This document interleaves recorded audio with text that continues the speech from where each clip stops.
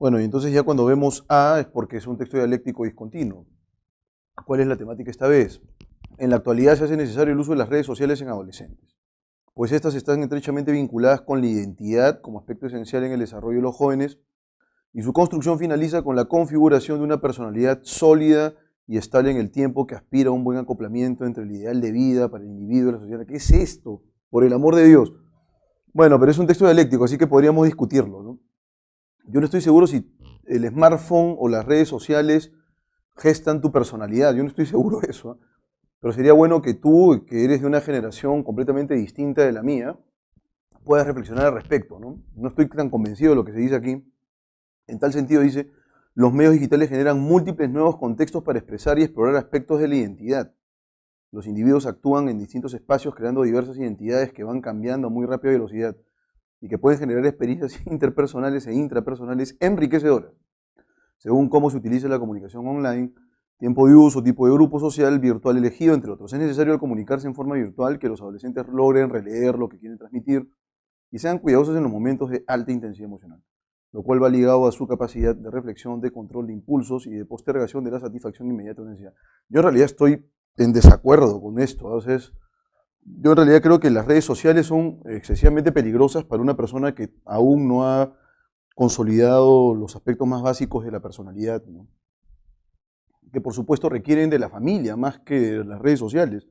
Sí es cierto que todo grupo etario forma una serie de características particulares, idiosincrásicas, pero eso se genera interacción, ¿no? Pero la interacción no la entiendo, si bien es cierto uno puede interactuar en la red puede solapar ciertos elementos que son más bien visibles y determinantes cuando uno lo hace en vivo y en directo, ¿no? Entonces, más que configurar una personalidad sólida, yo creo que más bien se aletarga un poco la constitución o la conformación de la personalidad. Y es por eso que tantas personas se sienten tan vacías. Justamente el hecho de que la gente genere adicción a las redes sociales es por su imposibilidad de estar sola, ¿no? Entonces vas posteando hasta cuando te compras una salchipapa. Entonces, eh, yo no estoy seguro si eso está vinculado con una personalidad sólida o más bien con una especie de prurito por ser visible, ¿no? Pero bueno, se supone que el texto 2b es el polo opuesto de esto, ¿no? A partir de los estudios que muestran las altas cifras de uso de las redes sociales en adolescentes y jóvenes, se desprende la gran atracción que ejercen en este grupo etario, tan vulnerable por sus procesos neuropsicobiológicos y sociales.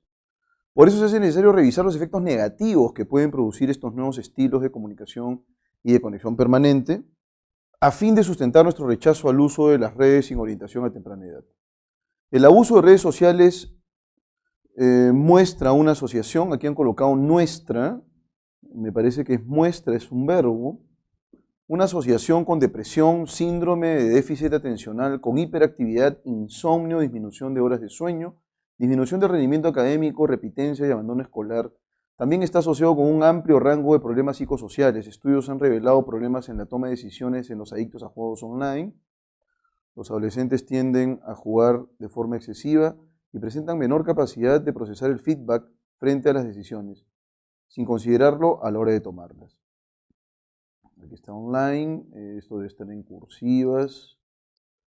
Los adolescentes tienden a jugar de forma excesiva y presentan menor capacidad de procesar el feedback frente a las decisiones, sin considerarlo a la hora de tomarlas. Se ha visto además fallas en los procesos de aprendizaje. Además es posible una exposición a la violencia, de manera que es necesario restringir el uso de las redes o educar a los adolescentes sobre los riesgos que implica. Bueno, yo tengo hijos menores y entonces para mí en principio es importante el reconocimiento de que el abuso de los dispositivos móviles o de los juegos online y tal puede acarrear en el individuo algún tipo de fase, no solamente en cómo ordenas tu vida, ¿no? Sino emocional también.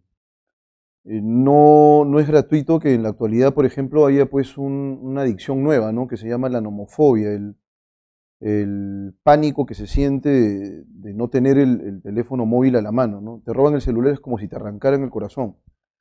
Entonces, y efectivamente, cada vez más gente va conectándose con esta multifuncionalidad del smartphone, y entonces ya ni duerme a veces, ¿no? Conozco amigos que se pasan horas viendo Netflix, y al día siguiente están que se mueren de sueño, ya no quieren ir a dictar, entonces, ni hablar, es perjudicial si tú no tienes un control sobre ello, ¿no?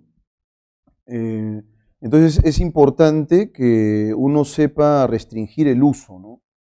Y además, hay ciertas edades en las cuales uno puede más o menos maniobrar esto. No creo que sea pues positivo darle un smartphone a una criatura de 3 años, ¿no? Y que además esté expuesta a tanta información.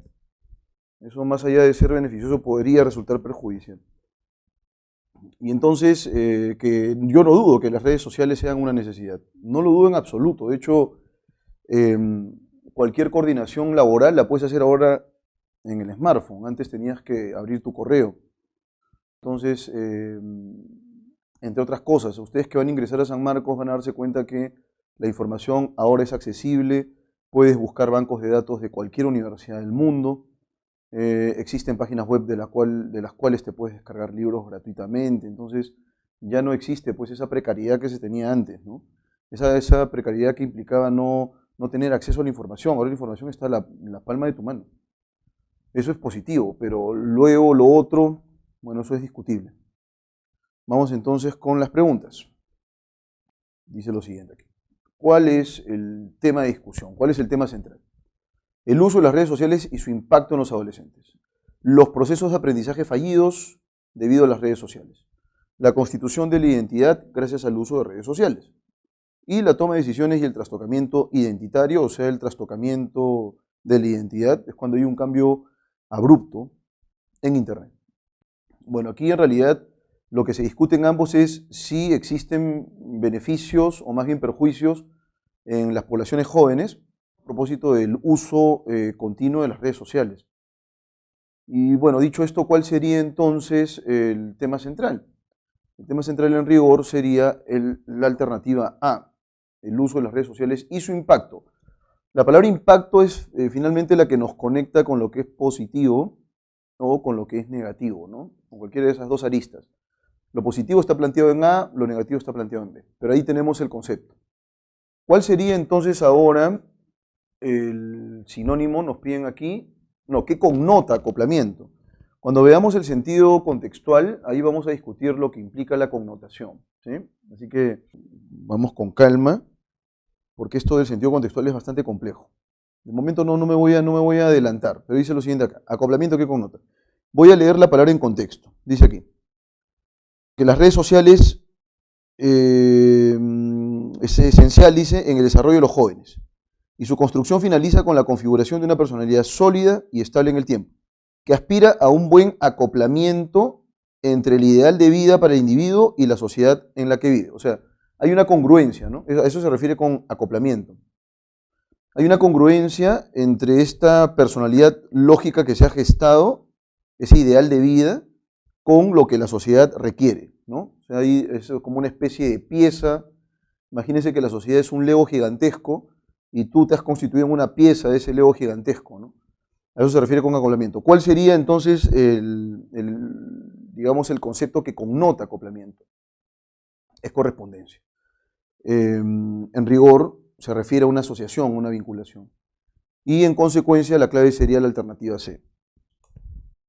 Ya, entonces tengan cuidado, por favor, porque en el solucionario les va a salir la alternativa B. Eso no está en discusión, ¿eh? O sea, si ustedes van a revisar por ahí el solucionario, se señala que la clave es la B, pero la clave correcta es la C. Hay una correspondencia entre ese ideal de vida y lo que la sociedad espera, ¿no? Yuxtaposición más bien es la colocación de un elemento físico inmediatamente después de otro, ¿no? Imagínense las colas del colegio, ¿no? Esas filas largas que hacíamos para la formación. Ya bueno, entonces estamos ahí yuxtapuestos como soldaditos. Bien, ahí tenemos eso, pero acá no tiene nada que ver con yuxtaposición, sino más bien con esa congruencia que existe, nuevamente repito, entre el ideal de vida y la sociedad en la que se vive, ¿no? C. Es incompatible con el desarrollo del texto afirmar respecto a la postura del autor del texto B que el texto B asume que hay pues una serie de efectos negativos que se deben atender a fin de que las redes sociales no terminen siendo negativas, perjudiciales, nocivas. Entonces, respecto a esta postura B, sería incompatible afirmar que A. Sostiene que el uso irrestricto de las redes sociales es negativo. B. Afirma que las redes sociales generarían depresión e insomnio. C. Considera que los adolescentes constituyen un grupo vulnerable. D. Solamente las personas adultas debieran usar las redes sociales. Muy bien. ¿Cuál sería entonces la clave correcta aquí? En principio, ¿el autor del texto B sostiene que el uso irrestricto de las redes sociales es negativo? Sí, porque él considera que no se puede, pues, carecer de un coto, de un límite, ¿no? Tiene que haber algún tipo de limitación, de lo contrario se nos escapa de las manos y podría haber una serie de secuelas que son negativas, ¿no? Por ejemplo, hiperactividad, por ejemplo, insomnio, entre otras, ¿no?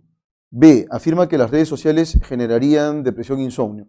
Es importante la flexión verbal, ¿eh? Ojo con eso, generarían, sí, pues es posible que pueda darse o que pueda ocurrir esa secuela. Considera que los adolescentes constituyen un grupo vulnerable. Es correcto, o sea, yo en realidad pienso que primero se debe gestar bien la personalidad antes de que se exponga uno, ¿no es cierto?, a estas redes sociales. Y finalmente, solamente las personas adultas debieran usar las redes sociales. No, lo puede utilizar un adolescente, pero un adolescente que ha crecido en un contexto de inseguridad, digamos que básicamente va a vivir a través de un smartphone, ¿no?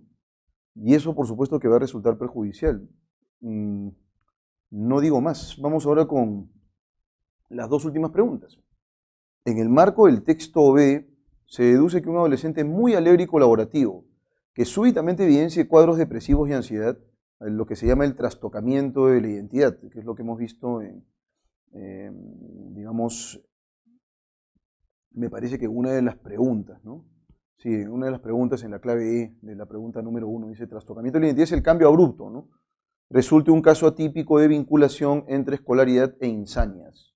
Deba ser recluido en un sanatorio debido a un estado de demencia. Se explicaría por la prohibición de acceder a las redes sociales. Posiblemente haya desarrollado una adicción a las redes sociales. Lo más cercano es la D, ¿no? Digamos que se ha vuelto más irritable, ya no está concentrado, está más pendiente del teléfono, y si encima has terminado con tu flaca, peor todavía, o sea, y entonces tu vida se echa a perder, ¿no? Hay que tener cuidado con eso, ¿eh? Por esa razón es importantísimo controlar el uso y el desuso de estas redes sociales, porque podrían generar cuadros de adicción, y los cuadros de adicción a veces son difíciles de manejar, ¿no? La clave es dedo, y además vean ustedes que se coloca en potencial también, ¿no? Posiblemente, no es que sea pues un hecho. Porque claro, un adolescente muy alegre y colaborativo que de pronto evidencia cuadros depresivos y ansiedad, posiblemente se deba a otros factores también, no necesariamente tiene que ver con la adicción a redes sociales, ¿no? De pronto se está drogando, eso puede ser una razón. De pronto los padres digamos, ya no están juntos, eso también puede ser una razón. Hay muchas razones que generan estos cuadros depresivos y de ansiedad, así que ojo con eso. Y se demostrara que el uso de redes sociales y los juegos en red estimulan, en realidad debería ser, ¿no? El uso de redes sociales y los juegos en red estimulan positivamente el pensamiento estratégico en adolescentes.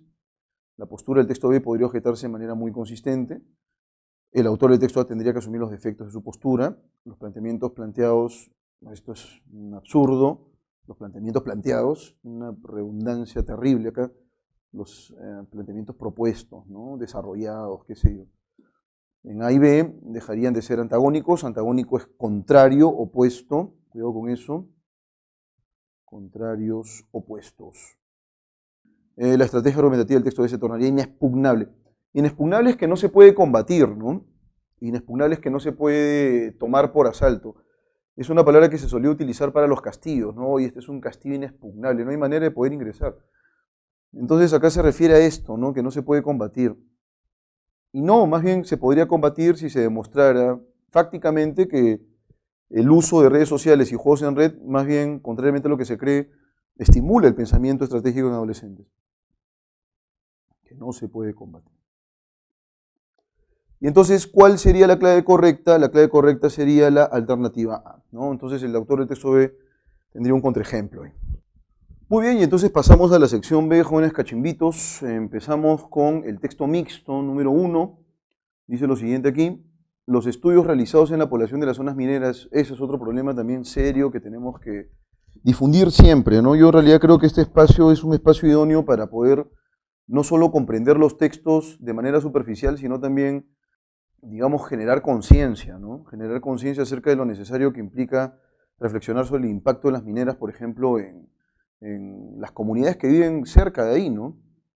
Dice acá, las zonas mineras auríferas de Madre de Dios muestran algunos indicios preocupantes de contaminación con mercurio, que es un padecimiento terrible en localidades que por supuesto están alejadas, comunidades que no conocemos, y luego dice acá en la localidad de Huepetuje, yo ni siquiera conozco eso, el Ministerio de Salud tomó y analizó muestras de orina de una muestra aleatoria.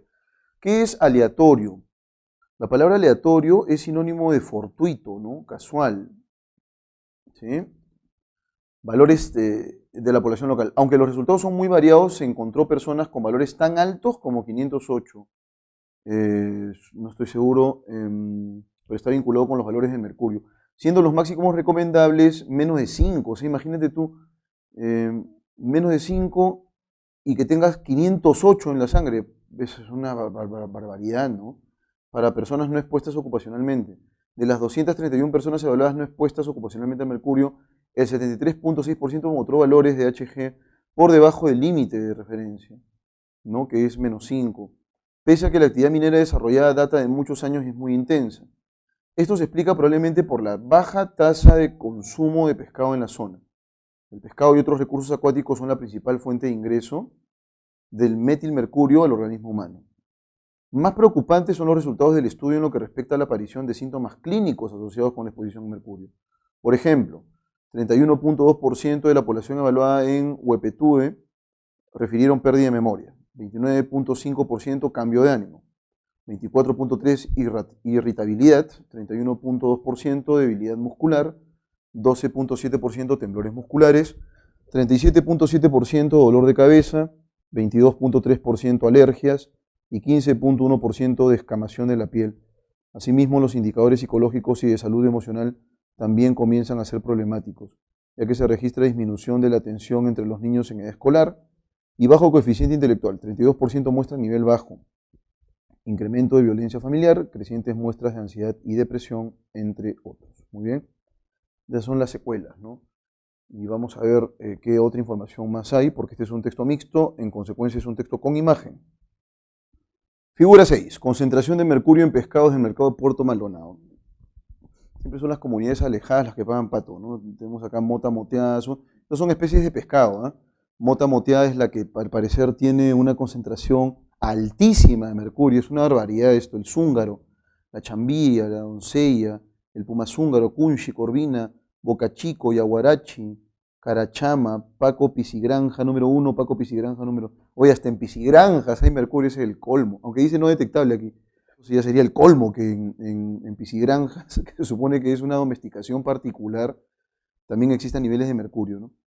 Ahora, ¿por qué razón todas estas especies que están aquí, hasta la carachama, presentan distintos indicadores? Es básicamente por la actividad minera, ¿no?